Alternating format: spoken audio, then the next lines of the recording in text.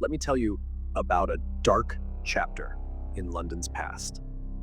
Back in the early 1800s, medical schools were desperate for human anatomy to study, but there weren't enough donations, so a new kind of business emerged. They were called resurrection men, people who dug up fresh graves and sold what they found to the highest bidder.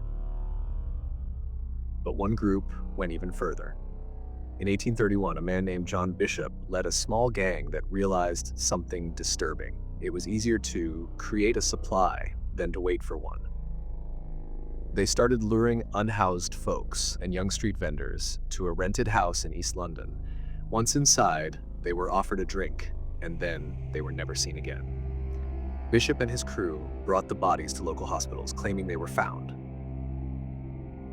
or acquired legally.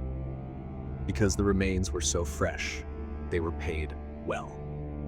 Too well. Until one day, they brought in a young boy who looked way too healthy to have just passed on.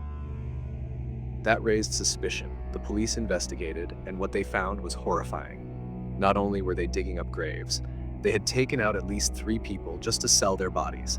Bishop was caught, tried, and sentenced. And here's the twist. His own body was donated to medical research. Poetic justice or something worse? They called them the London Burkers because their crimes were nearly identical to Burke and Hare in Scotland. Just another reminder, the real horror isn't in the graveyard. It's the people trying to profit from it. If you liked this true crime story, tap that heart and follow for more.